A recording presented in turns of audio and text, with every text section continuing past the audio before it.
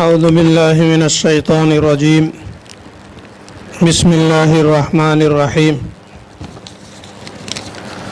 ولو يؤاخذ الله الناس بظلمهم ما ترك عليها من دابة ولكن يؤخرهم إلى أجل مسمى فإذا جاء أجلهم لا يستأخرون ساعة ولا يستقدمون ويجعلون لله ما يكرهون وتصف ألسنتهم الكذب أن لهم الحسنى لا جرم أن لهم النار وأنهم مفرطون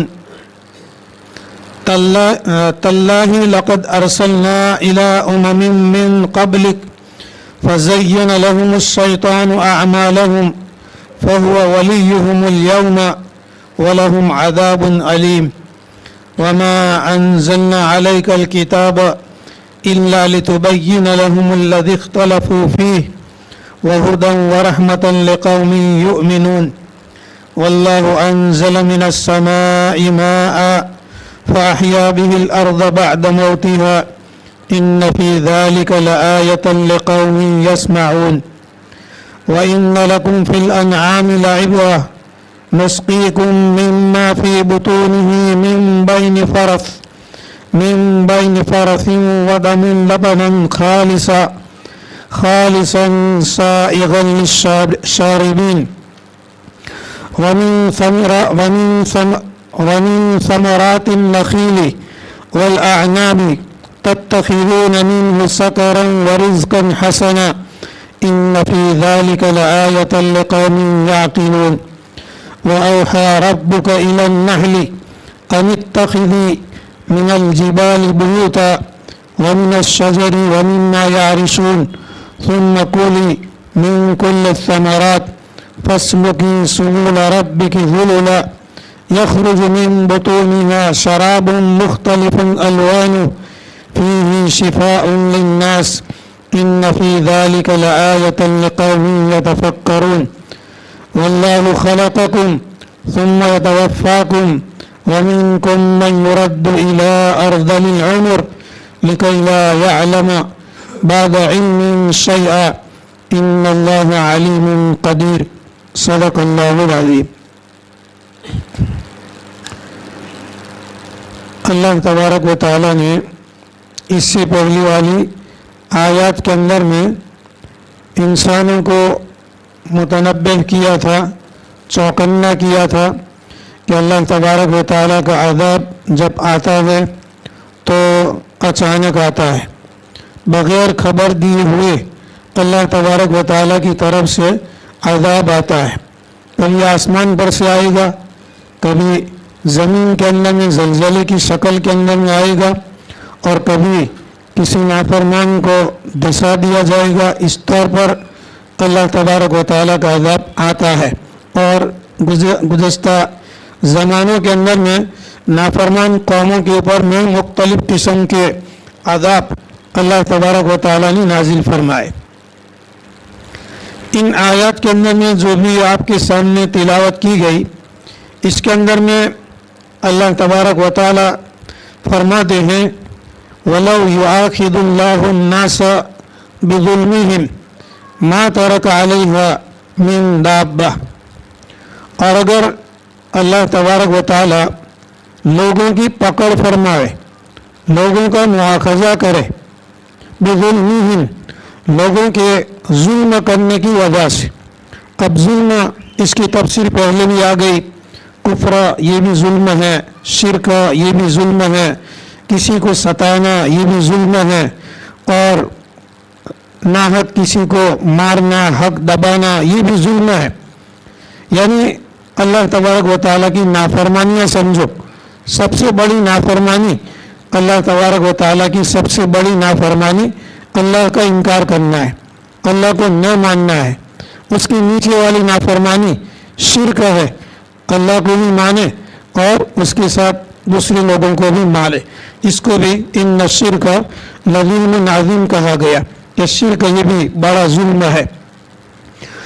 تو اگر اللہ تبارک و تعالیٰ انسانوں کے نافرمانی کی وجہ سے دنیا کے اندر میں فوری طور پر اللہ تعالیٰ پکڑ فرما لے، عذاب کے اندر میں مبتلا کر دے، تو اللہ تعالیٰ فرماتے ہیں کہ ما ترک علیہا من دابہ، تو پھر زمین کے اندر میں کوئی چلنے والا باقی نہیں رہے گا۔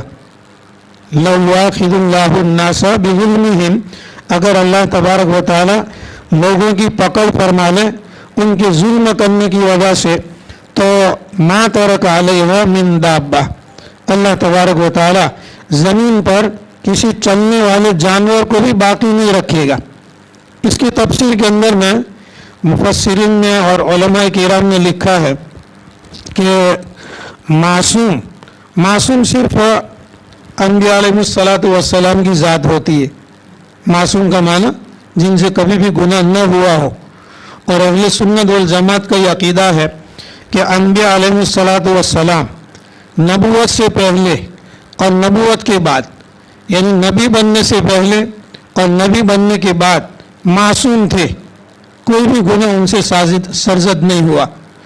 اور صحابہ کرام کے بارے میں اہل سنت والجماعت کا یہ عقیدہ ہے کہ صحابہ کرام محفوظ ہیں، معصوم نہیں ہیں، محفوظ ہیں، اللہ تبارک و تعالیٰ نے ان کی حفاظت فرمائی۔ اب جو سیرت کی کتابوں میں، تاریخ کی کتابوں میں یا احادیث کے اندر میں جو آتا ہے کہ فلاں صحابی نے یہ گناہ کیا، فلاں صحابی نے یہ گناہ کیا، کسی کو رجم کیا گیا، کسی کو کوڑے مارے گئے، اور نہ معلوم کیا کیا جو سزائیں بتائی جاتی ہے، تو علماء کرام نے لکھا ہے کہ قرآن پاک کے اندر میں اللہ تبارک و تعالیٰ نے جو احکام نازل فرمائے، ان احکام کو اللہ کے رسول صلی اللہ علیہ وسلم نے عملی طور پر کر کے دکھایا، کہہ کر کے یا کر کے بتایا۔ اور وہ احکام کہ جو منصب نبوت کے خلاف تھے، اللہ تبارک و تعالیٰ نے وہ کام نبی کریم صلی اللہ علیہ وسلم سے سرزد نہیں کروائے۔ چوری کرنا، نبی چوری نہیں کرتا، زینہ کاری کرنا، نبی زینہ کاری نہیں کرتا۔ اب یہ جو احکام ہیں قرآن پاک کے اندر میں، تو اگر صحابہ کرام سے یہ کام نہ کروائے جاتے تو رہتی دنیا تک اسلام پر، قرآن پر، آپ صلی اللہ علیہ وسلم پر یہ اعتراض باقی رہتا کہ تمہارے قرآن پاک کے اندر میں زنا کی سزا ہے، چوری کی سزا ہے، شراب پینے کی سزا ہے، لیکن تمہارے نبی نے اس سزا کو دنیا کے اندر میں جاری کر کے بتایا نہیں۔ لقد کان لکم فی رسول اللہ اسوۃ حسنۃ، آپ صلی اللہ علیہ وسلم کی زندگی ہمارے اور آپ کے لیے بہترین زندگی گزارنے کا ایک نمونہ ہے۔ تو اللہ تبارک و تعالیٰ نے ایسے کام کہ جو منصب نبوت کے خلاف تھے، آپ صلی اللہ علیہ وسلم کی شان کے خلاف تھے، ایسے کام اللہ تعالیٰ نے صحابہ کرام سے کروائے۔ آپ صلی اللہ علیہ وسلم نے، کسی صحابی نے شراب پی تو ان کو کوڑے بھی مارے گئے، کسی نے تہمت لگائی تو ان کو بھی کوڑے مارے گئے، وہ گواہ نہ پیش کرنے کی شکل کے اندر میں، کسی نے زینہ کاری کی اس کو کوڑے بھی مارے گئے، کسی کو رجم کیا گیا، سنسار کیا گیا۔ اس کے بعد میں اللہ تبارک و تعالیٰ نے فرمایا رضی اللہ عنہم ورضوا عنہ، اللہ تعالیٰ ان سے راضی اور وہ اللہ سے راضی۔ تو صحابہ کرام معصوم نہیں ہیں، صحابہ کرام محفوظ ہے۔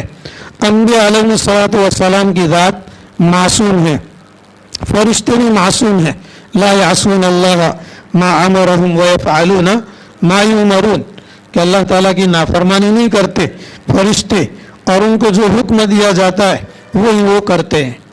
دوسرے نمبر پر انبیاء علیہ الصلاۃ والسلام کی ذات یہ معصوم تھی، بس اس کے علاوہ کوئی معصوم نہیں۔ صحابہ کرام کے بارے میں بھی بتلا دیا کہ یہ محفوظ ہے، معصوم نہیں ہے۔ اور کوئی بھی انسان معمولی خطاؤں سے تو خالی ہوتا ہی نہیں ہے، کوئی نہ کوئی خطا تو سرزد ہو ہی جاتی ہے۔ اور حدیث کے اندر میں آتا ہے، حدیث قدسی کے اندر میں، کہ یہ انسان اگر گناہ نہ کرے تو اللہ تبارک و تعالیٰ فرماتے ہیں کہ میں ایسی مخلوق کو پیدا کروں کہ جو پیدا ہونے کے بعد میں گناہ کرے اور پھر مجھ سے معافی مانگے، توبہ کرے، تو میں اس کی توبہ کو قبول کروں اور اس کے گناہوں کو معاف کروں۔ اسی لیے حدیث شریف کے اندر میں آتا ہے کہ خیر الخطائین التوابون، یہ گناہ کرنے والوں کے اندر میں بہترین گنہگار وہ ہیں کہ جو گناہ کرنے کے بعد میں توبہ کرے. یہ حدیث شریف کے اندر میں آتا ہے. اب اگر اللہ تبارک و تعالی معمولی باتوں کے اوپر میں پکڑ کرنا شروع کر دے، کسی نے خطا کی اللہ کا عذاب آ گیا، کسی نے گناہ کی اللہ کا عذاب آ گیا، تو دنیا کے اندر میں علماء اور مفسرین نے لکھا ہوا ہے کہ ہر زمانے کے اندر میں نافرمانوں کی تعداد زیادہ رہی. آدم علیہ السلام سے لے کر کے ہمارے نبی تک اور ہمارے نبی کے زمانے سے لے کر کے آج تک ہمیشہ دنیا کے اندر میں نافرمانوں کی تعداد زیادہ رہی، ماننے والوں کی تعداد کم رہی. جیسے حضرت نوح علیہ السلام کے قصے کے اندر میں بتایا تھا، 950 سالہ دعوت اور تبلیغ کی محنت کے بعد میں مسلمان ہوئے کتنے؟ 80 آدمی. 950 سال کے اندر میں 80 آدمی مسلمان ہوئے. جلال الدین سیوطی نے بھی جلالین کے اندر میں لکھا ہوا ہے، اور بعض لوگوں نے تو اس سے بھی کم لکھا ہوا ہے. ہر دور کے اندر میں نافرمانوں کی تعداد زیادہ رہی. تو اگر ہر گناہ پر اللہ تبارک و تعالیٰ پکڑ فرما لے تو پھر دنیا میں کوئی باقی نہیں رہے گا، دنیا میں پھر جانور باقی رہیں گے. اچھا، علماء اور مفسرین نے لکھا ہے کہ جانور، پرندے، جتنے بھی جو حلال جانور ہیں، اللہ تبارک و تعالیٰ نے انسانوں کے فائدے کے لیے ان کو پیدا کیا ہے، انسانوں کو کھانے کے لیے اور ان کو استعمال کرنے کے لیے.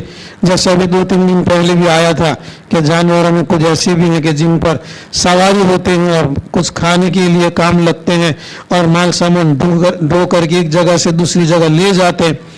تو جانور باقی رہتے دنیا کے اندر میں، اور جانوروں کو جو پیدا کیا گیا ہے وہ انسان کے فائدے کے لیے پیدا کیا گیا ہے. اب جب انسان ہی باقی نہ رہے تو پھر جانوروں کو باقی رکھنے کا منشا اور مطلب کیا؟ اس لیے اللہ تبارک و تعالیٰ فوری طور پر پکڑ فرماتے نہیں ہے. وَلَوْ يُؤَاخِذُ اللَّهُ النَّاسَ بِظُلْمِهِمْ، اگر اللہ تبارک و تعالیٰ لوگوں کی پکڑ فرماوے ان کے ظلم کرنے کی وجہ سے، مَا تَرَكَ عَلَيْهَا، تو اللہ تبارک و تعالیٰ زمین پر نہیں چھوڑے گا، مِن دَابَّةٍ، کسی بھی چلنے والے کو. دابہ جانور کو کہتے ہیں، ما یدب علی الارض، جو زمین کے اوپر میں چلتا ہے، انسان بھی چلتا ہے. اسی لیے قرآن پاک نے جو روزی کی ذمہ داری جہاں بیان فرمائی ہے، وما من دابۃ فی الارض الا علی اللہ رزقها، زمین پر جتنے بھی چلنے والے جانور ہیں ان تمام کی روزی روٹی اللہ تبارک و تعالیٰ نے اپنی ذمہ لے رکھی ہے. تو کوئی بھی جانور اللہ تبارک و تعالیٰ زمین پر چھوڑتا نہیں. وَلَكِنْ يُؤَخِّرُهُمْ إِلَىٰ أَجَلٍ مُّسَمًّى، لیکن اللہ تبارک و تعالیٰ ان کو ڈیل دیتا ہے، ظالموں کو، کافروں کو، مشرکین کو اللہ تبارک و تعالیٰ ڈیل دیتا ہے. وَلَكِنْ يُؤَخِّرُهُمْ، ان کو ڈیل دیتا ہے، إِلَىٰ أَجَلٍ مُّسَمًّى، ایک وقت مقرر تک. دنیا کے اندر میں اللہ تبارک و تعالیٰ نے آگے والی آیات کے اندر میں بھی اسی صورت میں فرمایا تھا کہ تمتعوا، وقتی طور پر کوئی فائدہ اٹھانا ہے تو اٹھا لو، پھر آخرکار تمہارا ٹھکانہ جو ہے وہ جہنم ہے. تو زیادہ سے زیادہ اگر اللہ تبارک و تعالیٰ مہلت دے گا تو دنیاوی زندگی کے اندر میں مہلت دے گا. فَإِذَا جَاءَ أَجَلُهُمْ، پھر جب ان کا وقت مقرر آ جائے گا. اجل موت کو بھی کہتے ہیں، اجل مقرر وقت کو بھی کہتے ہیں کہ اتنے بجے فلانے وقت کے اندر میں. اجل کا معنی موت. فَإِذَا جَاءَ أَجَلُهُمْ، پھر جب ان کی موت آ جائے گی تو لَا يَسْتَأْخِرُونَ سَاعَةً وَلَا يَسْتَقْدِمُونَ، تو ایک گھڑی نہ وہ پیچھے ہٹ پائیں گے اور نہ ایک گھڑی جو ہے آگے چل پائیں گے. اللہ تبارک و تعالیٰ کی طرف سے جب موت کا وقت مقرر آتا ہے تو اس وقت کے اندر میں کسی قسم کی مہلت نہیں دی جاتی، نہ ڈیل دی جاتی ہے، نہ آگے اور نہ پیچھے. لا یستأخرون ساعتا ولا یستقدمون. تو یہ اللہ تبارک و تعالیٰ ان آیات کے اندر میں مکہ کے مشرکین اور کفار کا مطالبہ تھا کہ اللہ کی طرف سے اگر ہم ناحق ہیں اور تم حق پر ہو، اور ہم ظلم پر ہیں اور تم توحید اور عدل انصاف پر ہو، تو اللہ کی طرف سے عذاب کیوں نہیں آتا؟ اس کا جواب اللہ تبارک و تعالیٰ نے ان آیات کے اندر میں دیا. پھر اللہ تبارک و تعالیٰ مکہ کے مشرکین اور کفار کی حالت بیان فرماتے ہیں کہ وَيَجْعَلُونَ لِلَّهِ مَا يَكْرَهُونَ، اللہ تعالیٰ کے لیے ایسی چیزوں کو مانتے ہیں جن چیزوں کو وہ اپنے لیے پسند نہیں کرتے۔ کل کی تفسیر کے اندر میں بھی آیا تھا کہ کسی کے یہاں اگر لڑکی پیدا ہوتی تھی تو اس کا چہرہ کالا پڑ جاتا تھا، مار غصے کے بھر جاتا تھا، اور ہمیشہ یہ سوچتا رہتا تھا کہ ذلتی کے ساتھ میں اس لڑکی کو باقی رکھوں یا اس کو زندہ زمین کے اندر میں دفن کر دوں، گاڑ دوں۔ اپنے لیے پسند نہیں کرتے تھے، لیکن اللہ تعالیٰ کے لیے فرشتوں کو اللہ کی بیٹیاں مانتے تھے کہ فرشتے جو اللہ تعالیٰ کی بیٹیاں ہیں۔ قرآن پاک نے اس کو بھی بیان فرما کہ اپنے لیے تو لڑکے پسند کرتے اور اللہ کے لیے لڑکیاں پسند کرتے ہو۔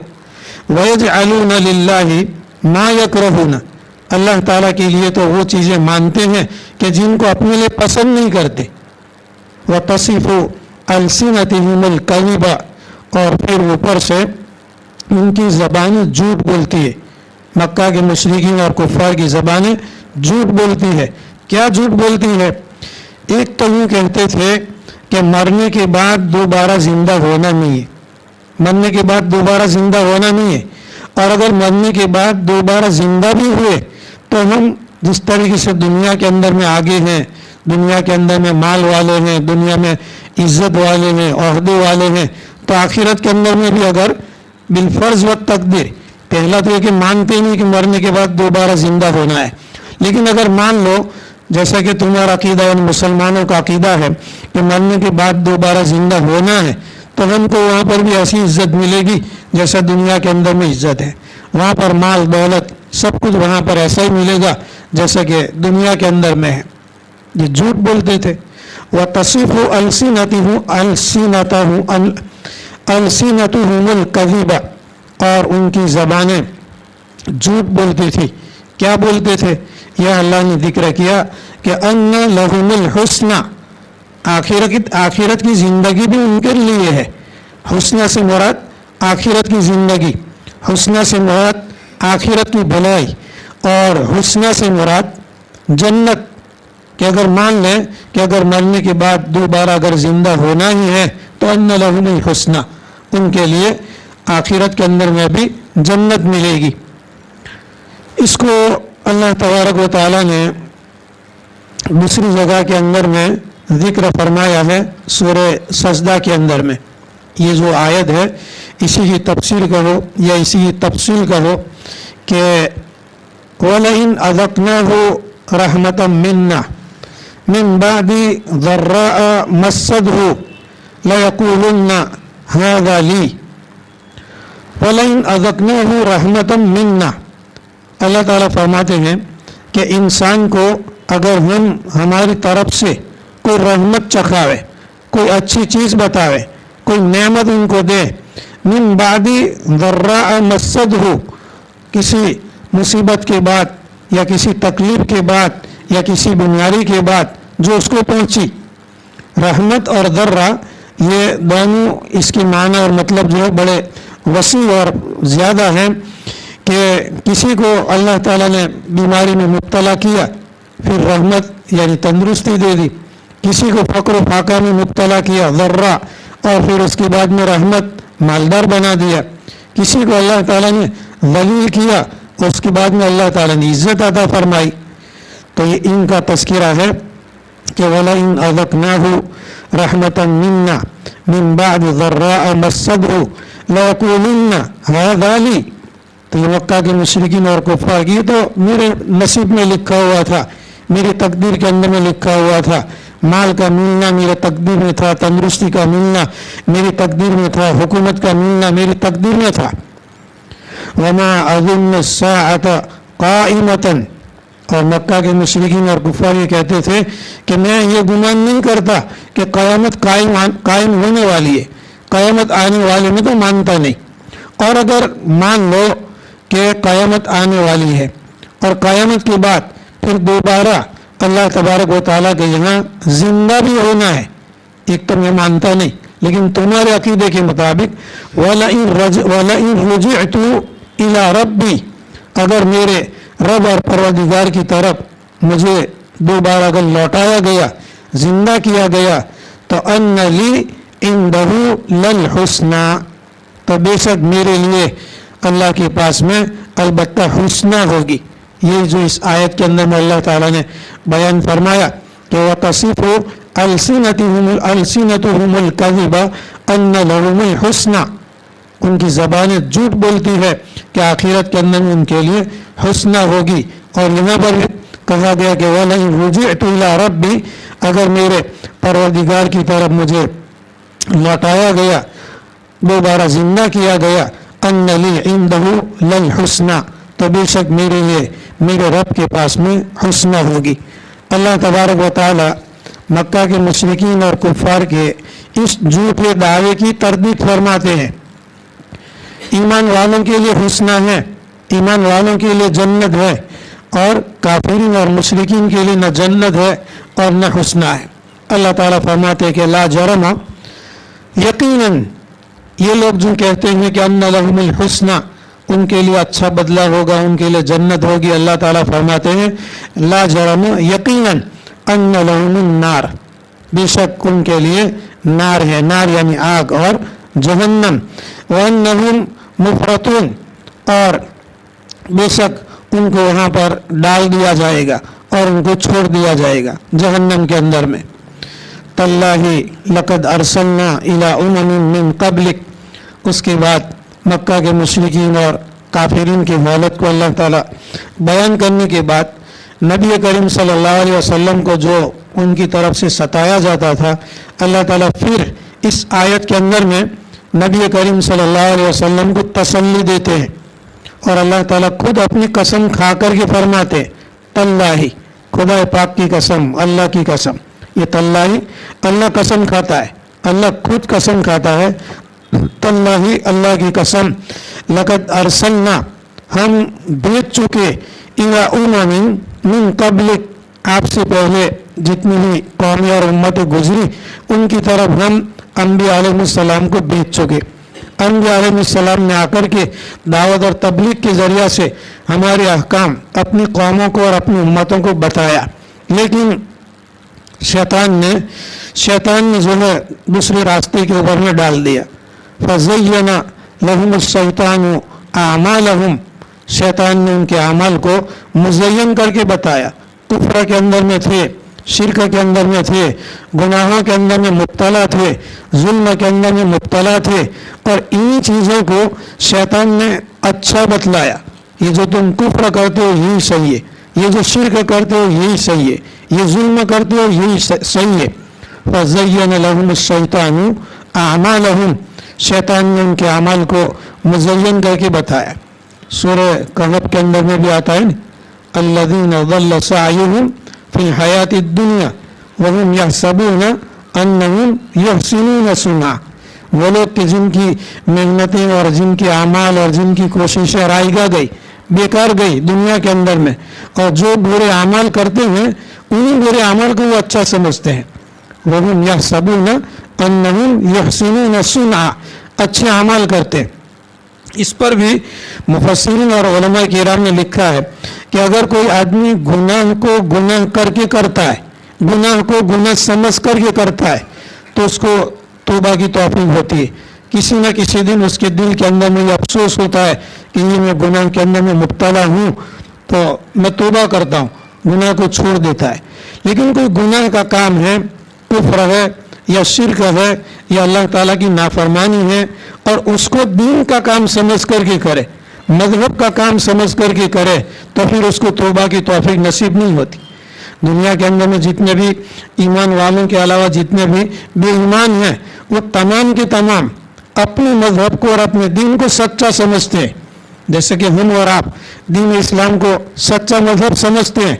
दुनिया के अंदर में जितने भी अदियान हैं, चाहे यहूद है, नसारा है या मुशरिकीन है और काफिरीन है, करोड़ों मजहब हैं दुनिया के अंदर में, जितने भी मजहब वाले हैं वो अपने मजहब को हक समझते हैं, सच्चा समझते हैं, इसलिए उनको तौबा की तौफीक नहीं होती और इसलिए उनको हिदायत नसीब नहीं होती।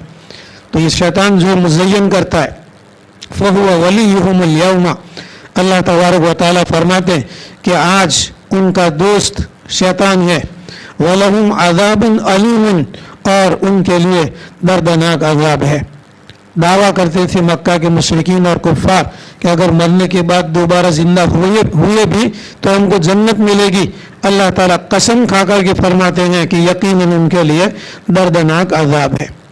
वमा अंज़लना अलैकल किताब, और हमने आप पर किताब नाजिल नहीं फरमाई, इल्ला मगर लितुबय्यिना लहुमुल्लज़ी इख्तलफ़ू फ़ीह, मगर इसलिए कि आप वाज़ेह करें, बयान करें, समझावें, अल्लज़ी उन लोगों को, अल्लज़ी इख्तलफ़ू फ़ीह जिसके अंदर ये लोग इख्तिलाफ करते हैं। अल्लाह की ऊपर ईमान लाने में इख्तिलाफ, अल्लाह के रसूल को मानने में इख्तिलाफ, मरने के बाद दोबारा ज़िंदा होने में इख्तिलाफ, और न मालूम क्या क्या ईमान वालों के साथ में इख्तिलाफ करते थे। तो अल्लाह ताला फरमाते हैं कि हमने जो कुरान पाक नाजिल किया हुआ है इस नबी पर, तो नबी का ये काम और जिम्मेदारी ये है कि लोगों के अंदर में से इख्तिलाफ को दूर करे, जो नहीं मानते उनको समझाए। वह हुदन, और ये किताब जो है ये हिदायत का ज़रिया है। अब हिदायत का ज़रिया ये कि तक़वा इख्तियार करने वालों के लिए भी ये रहनुमाई करने वाली किताब है। यह हिदायत मंजिल मकसूद वाला माना अगर मुराद लें तो ये किताब कुरान पाक मंजिल मकसूद तक पहुँचाने वाली है। व रहमतन, और ये कुरान पाक ये रहमत है लिक़ौमिन युमिनून, उन लोगों के लिए कि जो अल्लाह तबारक व तआला के ऊपर में ईमान लाते हैं। वल्लाहु अंज़ल मिनस समाई माअन, तो अल्लाह तबारक व तआला ने अपना इनाम पहले जिक्र फरमाया, रूहानी इनाम कुरान पाक की शक्ल के अंदर में, और नबी करीम सल्लल्लाहु अलैहि वसल्लम की जिम्मेदारी भी बतलाई कि कुरान पाक की चीज़ों को समझाना और बताना ये आपका काम है। फिर उसके बाद में ज़ाहिरी नेमतों को अल्लाह तबारक व तआला ने जिक्र फरमाया, वल्लाहु अंज़ल मिनस समाई माअन, अल्लाह तबारक व तआला ने आसमान पर से पानी उतारा। पहले अल्लाह ताला ने फरमाया कि वमा अंज़लना अलैकल किताब इल्ला, यहाँ पर किताब और कुरान पाक के उतारने का जिक्र फरमाया। दूसरी आयत के अंदर में अल्लाह तबारक व तआला ने आसमान पर से पानी उतारने का तज़किरा फरमाया। वल्लाहु अंज़ल मिनस समाई माअन, अल्लाह ताला की ज़ात तो वो है कि जिसने आसमान पर से पानी को उतारा। फ़अहया बिहिल अर्ज़ बअद मौतिहा, फिर अल्लाह तबारक व तआला ने उस पानी के ज़रिया से ज़िंदा कर दिया ज़मीन को उसके मर जाने के बाद, या ज़मीन के खुश्क हो जाने के बाद।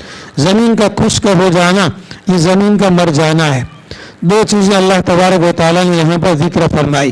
पहली आयत के अंदर में कुरान पाक का तज़किरा फरमाया, दूसरी आयत के अंदर में पानी का तज़किरा फरमाया।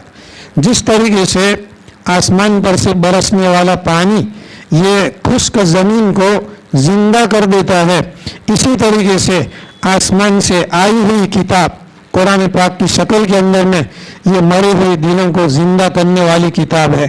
कुफ्र और शिर्क के अंदर में जो लोग मुब्तला हैं उनको ये ज़िंदा करने वाली किताब है। और हकीकत के अंदर में हयात और ज़िंदगी वो है कि जो कुरान के मुताबिक ज़िंदगी हो।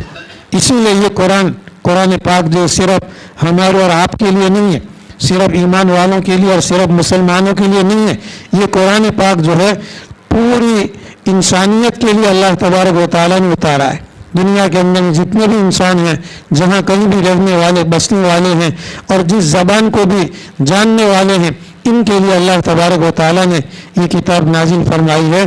गोया कि ये कानून इलाही है, अल्लाह तबारक व तआला का कानून है। और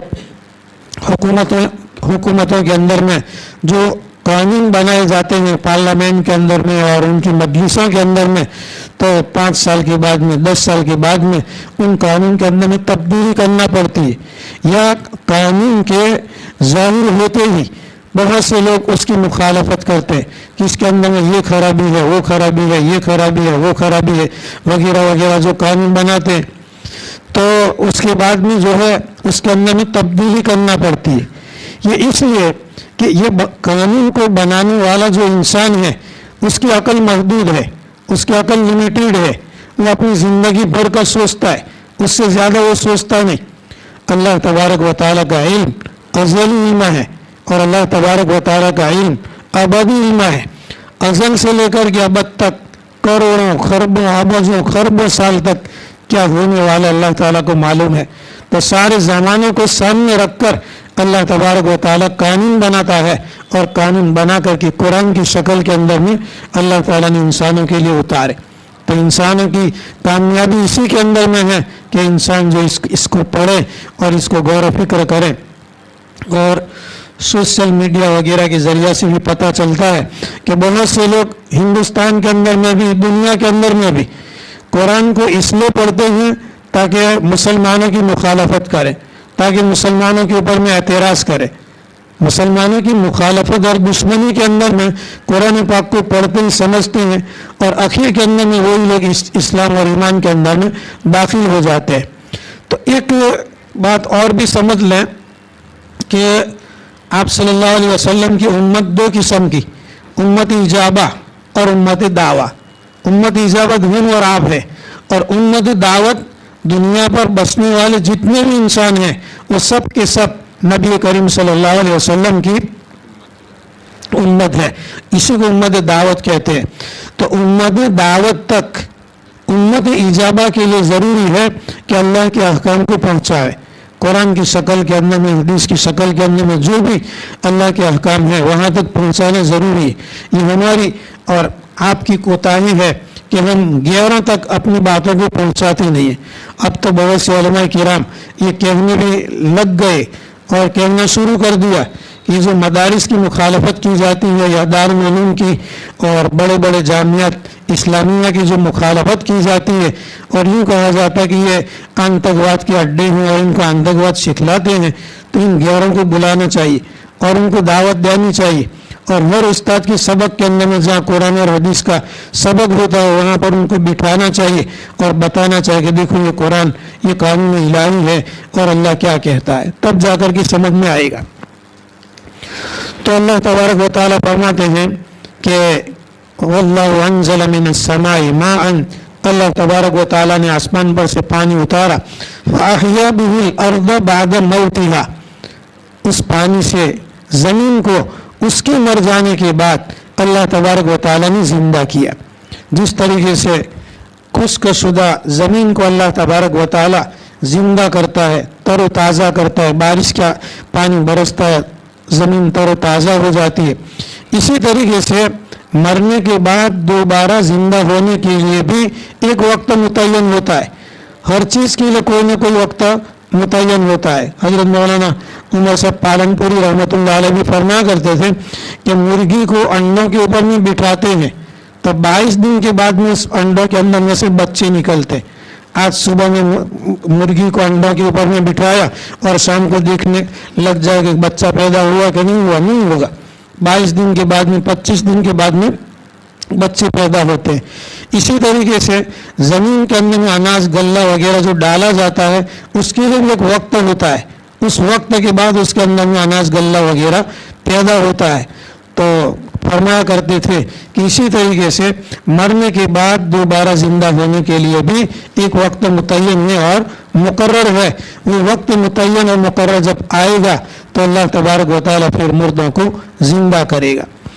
इन्न फी ज़ालिका लआयतन लिक़ौमिन यस्मऊन, बेशक इसके अंदर में अलबत्ता निशानियाँ हैं, आयतें हैं उन लोगों के लिए जो मानते हैं और जो सुनते हैं, कुरान को सुनते हैं, कुरान को मानते हैं, उनके लिए जो है निशानियाँ हैं। मौलाना उमर साहब रहमतुल्लाह अलैह की एक बात फिर एक याद आई अभी ज़हन के अंदर में कि फरिश्ता जो सूर फूकेगा क़यामत के दिन, पहले जो सूर फूकी जाएगी तो सारी कायनात मर जाएगी, फिर वही फरिश्ता दूसरी मरतबा सूर फूकेगा तो सारी कायनात फिर जिंदा हो जाएगी। तो इस पर हज़रत मौलाना उमर साहब पालनपुरी रहमतुल्लाह अलैह फरमाया करते थे कि ये फरिश्ते की फूंक है, इसके अंदर में अल्लाह तबारक व तआला ने 2 सिफतें रखी हुई है, एक सिफत मार डालने की और दूसरी सिफत जिंदा करने की। एक ही फरिश्ते की फूंक के अंदर में 2 सिफतें रखी हुई है। और फिर मौलाना मिसाल देते थे कि अगर चाय है, चाय अगर गर्म है चाय तो उसके ऊपर में हम फूंक मारेंगे तो चाय ठंडी हो जाएगी, है नहीं। और अगर आँख के अंदर में कोई तिनका वगैरह पड़ गया तो تو कपड़े के ऊपर में फूंकते हैं और फिर वो कपड़े को आँख के ऊपर में रखते हैं तो उसकी वजह से वो गर्म हो जाता है। इंसान ही की फूंक है इसके अंदर में। अच्छा, दूसरा ये कि अगर कोई चिराग जलता है उसके ऊपर में अगर फूंक मारेंगे तो चिराग बुझ जाएगा, और आग चूल्हे के अंदर में है, लकड़ियाँ डाल करके अगर उसको जलाना है, कागज़ वगैरह डाल करके उस पर फूंक मारेंगे तो आग बढ़ उठेगी। इंसान की फूंक ही के अंदर में अल्लाह ताला ने दो दो सिफतें रखी हुई है। फिर इंसान के हाथ के अंदर में भी दो दो सिफतें रखी हुई है। मैं अगर अपने हाथ से अगर बगल को खुजलाता हूँ तो मुझे गुदगुदी नहीं होगी, गुदगुदी मुझे नहीं होगी। लेकिन अगर आप मेरे बगल के अंदर में गुदगुदी करोगे, हाथ की हरकत लगाओगे, या मैं आपकी बगल के अंदर में हाथ मारूंगा तो गुदगुदी होगी। एक ही हाथ है, दो दो सिफत अल्लाह ताला ने रखी हुई है। तो फरिश्ते की सूर के अंदर में भी अल्लाह तबारक व ताला ने दो दो सिफतें रखी हुई है। इन्न फी ज़ालिका लआयतन लिक़ौमिन यस्मऊन, बेशक इन आयतों के अंदर में अलबत्ता निशानी है लोगों के लिए, कौमों के लिए जो मानते हैं और सुनते हैं। तो अल्लाह ताला ने कुरान पाक उतारने का तज़किरा फरमाया, फिर आसमान पर से पानी उतारने का तज़किरा फरमाया। उसके बाद में अल्लाह तबारक व तआला फरमाते हैं कि और भी बहुत सी निशानियां हैं ज़मीन के ऊपर में, अल्लाह की वजूद पर, अल्लाह की कुदरत पर दलालत करती है, बतलाती है। व इन्न लकुम फिल अनआमी लइब्रा, और बेशक तुम्हारे लिए जानवरों के अंदर में भी बड़ी इबरत की चीज़ है, बड़ी नसीहत की चीज़ है जानवरों के अंदर में। कैसे? नुस्कीकुम, हम तुमको पिलाते हैं, मिम्मा फी बुतूनिही, उनमें से जो जानवरों के पेट के अंदर में होता है, दूध। अल्लाह तबारक व तआला दूध पैदा फरमाते हैं जानवरों के पेटों के अंदर में। ये उलमा और मुफस्सिरीन ने लिखा है कि जब जानवर घास खाता है तो घास खाने के बाद उसका घास उसके मैदे में जाता है और मैदे के अंदर में हजम होता है, फिर उसका निज़ाम चलता है।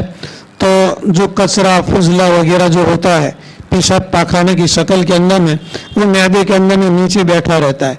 फिर उसके बाद में ऊपर में ये जो जानवर हैं दूध देने वाले, ये हज़रत अब्दुल्लाह इब्न अब्बास रज़ी अल्लाह तआला अन्हु की रिवायत के अंदर में है। हज़रत अब्दुल्लाह इब्न अब्बास रज़ी अल्लाह तआला अन्हु फरमाते हैं कि घास जब जानवर दूध देते, जानवर जब घास खाते हैं तो हजम होता है, मैदे के अंदर में पेशाब और पाखाना बचा रहता है। फिर उसके ऊपर, मैदे के ऊपर जो है अल्लाह तबारक व तआला ये पैदा फरमाते हैं गोबर को, गोबर नीचे है और उसके ऊपर में जो है ये दूध है और उसके ऊपर में खून है। तरतीब यूँ समझो कि गोबर नीचे है, गोबर के ऊपर में दूध है और दूध के ऊपर में खून है। ये हज़रत अब्दुल्लाह इब्न अब्बास रज़ी अल्लाह तआला अन्हु की तफसीर के अंदर में लिखा हुआ है। तो ये जो गोबर और खून, इसके बीच के अंदर में अल्लाह तबारक व तआला दूध को पैदा फरमाते हैं। गोबर का रंग हरा होता है, गोबर का, खून का रंग लाल होता है और दूध का रंग सफ़ेद होता है। सफ़ेद दूध के अंदर में न तो खून का असर मालूम पड़ता है और न तो गोबर का असर मालूम पड़ता है। गोबर के अंदर में बदबू होती है, ये बदबू का असर भी दूध के अंदर में आता नहीं है। तो अल्लाह तबारक व तआला फरमाते हैं कि इसमें गौर फिक्र करो, ये कौन है? दूध को अलग करने वाली ज़ात, खून को अलग करने वाली ज़ात, गोबर को अलग करने वाली ज़ात, पेशाब को अलग करने वाली ज़ात, ये ज़ात कौन है? इसके अंदर में गौर फिक्र करो तो पता चलेगा कि इसका भी कोई खालिक और मालिक है। व इन्न लकुम फिल अनआमी लइब्रा, बेशक तुम्हारे लिए जानवरों के अंदर में अलबत्ता बड़ी इबरत की चीज़ है, नसीहत हासिल करने की चीज़ है। नुस्कीकुम, हम तुमको पिलाते हैं, मिम्मा फी बुतूनिही, उनमें से जो जानवरों के पेटों के अंदर में है। क्या क्या पिलाते हैं? वो आगे है, मिन बैनी फरसिन व दमिन, मिन बैनी फरसिन व दमिन। फर्स कहते हैं, फर्स सा के साथ, सा के साथ फर्स, गोबर को कहते हैं, गोबर को, और बड़ी शीन के साथ इसको कहते हैं कारपेट को, और ये दरी को कहते हैं अगर फर्श है तो, और अगर छोटी सीन के साथ में है तो फर्श घोड़े को कहते हैं। बात समझ में आई? क्या कहना चाहता हूँ? ये कहना चाहता हूँ कि कुछ हिम्मत करके ज़रा थोड़े से 28 हरूफ की मखरज को सीख लो, बस 28 दिन का काम है। कारी साहब के पास में, मौल साहब के पास में रोज़ाना एक लफ्ज़ एक हर्फ सीखेंगे तो 28 दिन के अंदर में हो जाएगा है। और दो दिन अगर करेंगे तो 2 महीने के अंदर में हो जाएगा। अब ये बतलाता हूँ कि फ़र्श के अंदर में अगर कोई सा पड़ेगा, सा, तो उसका माना क्या होगा? गोबर, गोबर। और अगर कोई सीन पड़ेगा, छोटी सीन, तो उसका माना गोड़ा। और बड़ी सीन पड़ेगा, फर्श, तो क्या होगा? कारपेट और चटाई हो जाएगी। तो हम जो कुरान पढ़ते हैं नहीं, तो उसके अंदर में बहुत सी मरतबा उसके माना भी बदल जाते। और हदीस शरीफ के अंदर में आता है, रुब्ब क़ारिइन यक़रउल कुरान वल कुरान यलअनुहु। बहुत से कुरान के पढ़ने वाले ऐसे उनके कुरान पढ़ते हैं और कुरान खुद उनके ऊपर में लानत करता है। खैर, ये तो सा के ऊपर में से एक बात याद आई। तो गोबर के दरमियान में से और दम यानी खून, खून के बीच में से अल्लाह ताला क्या पिलाता है तुमको? लबनन खालिसन, प्योर दूध, खालिस यानी प्योर, खुशगवार, साइगन लिशारिबीन, जो पीने वालों के लिए खुशगवार होता है। तो इसके अंदर में भी अल्लाह तबारक व तआला की वजूद की और उसकी ज़ात की और उसकी कादिर मुतलक होने की अलामत और निशानी है। उससे फिर आगे वमिन समरातिन नखीली वल अअनाबी तत्तखिज़ून मिन्हु सकरन व रिज़्क़न हसनन इन्न फ़ी ज़ालिका लआयतन लिक़ौमिन याक़िलून। और फलों के अंदर में भी, अब देखें जानवरों के अंदर में तो बता दिया कि एक जानवर दूध देने वाला एक घास खाता है और उसके अंदर में से गोबर पैदा होता है, खून पैदा होता है और दूध पैदा होता है। इसी तरीके से जो फल हैं, फल वमिन समरात, फल जो हैं, फल के अंदर में खजूर के भी फल हैं और फल के अंदर में अंगूर भी हैं। अच्छा, खजूर, इसको अगर पानी के अंदर में भिगो दो रात के वक्त के अंदर में, सुबह के वक्त में अगर उस पानी के अंदर में मिठास पैदा हो गई तो उस पानी को पी जाओ और खजूर को खाओ। इसको कहते हैं नबीज़ तमर, नबीज़ तमर कहते हैं। ये सुन्नत है और उसके अंदर में ताकत भी बहुत ज़्यादा मिलती है। इसी तरीके से अंगूर को रात के वक्त के अंदर में भिगो दो, पानी के अंदर में मिठास सुबह में पैदा हो जाएगा, वो पानी पी और अंगूर को खा जाओ। ये इसको कहते हैं क्या कहते हैं, नबीद इनब कहते हैं, नबीद इनब या नबीद ज़बीब भी आता है। खुश्क जो ये अंगूर होती है, खुश्क दरख्त, खुश्क है, उसको भी रात के वक्त में भिगो दो पानी के अंदर में और सुबह के अंदर में पानी मीठा हो जाएगा, उसको पियो। इसको ज़बीब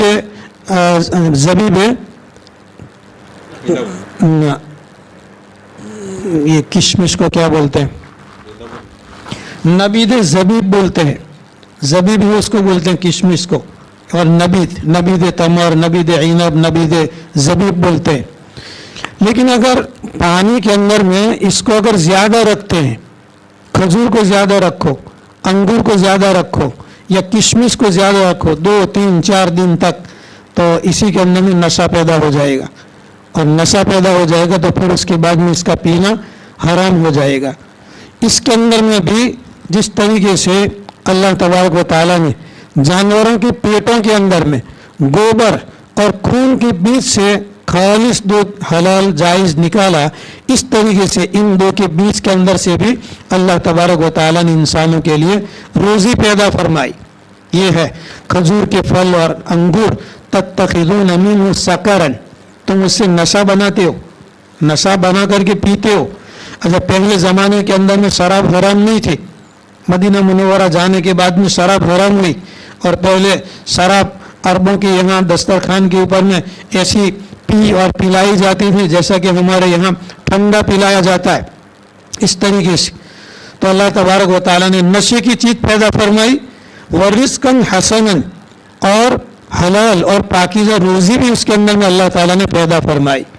खजूर एक है, अंगूर एक है, कभी हलाल और कभी हराम, कभी जायज़ और कभी नाजायज़, और कभी नशा की चीज़ और कभी ताकत की चीज़।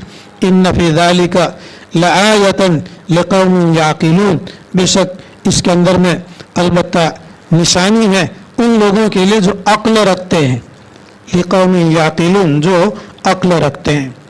اب دیکھو یہاں پر 3 چیزوں کا اللہ تبارک و تعالیٰ نے تذکرہ فرمایا، بس اسی پر اپنی بات کو ختم کرتے ہیں۔ 3 چیزوں کا تذکرہ فرمایا۔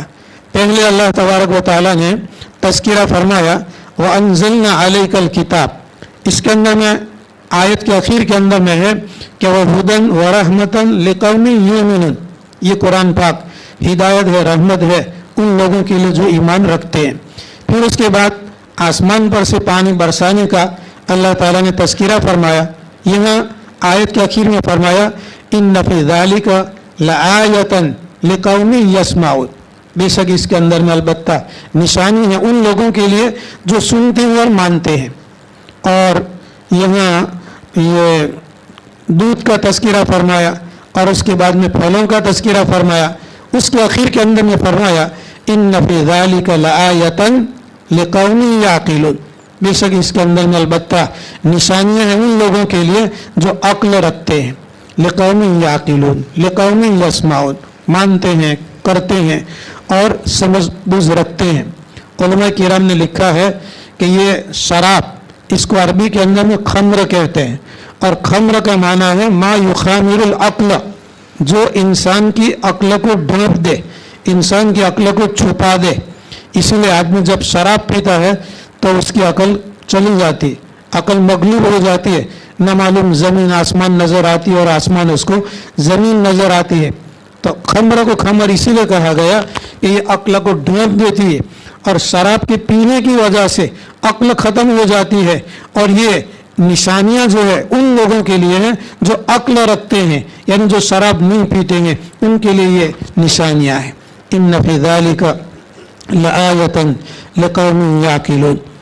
اس کے بعد میں اللہ تبارک و تعالیٰ نے شہد کی مکھی کا تذکرہ فرمایا ہے، جو ہماری سورت ہے، اس سورت کا نام ہی ہے سورۃ النحل، اسی کا تذکرہ فرمایا ہے اور تفصیل لمبی ہے۔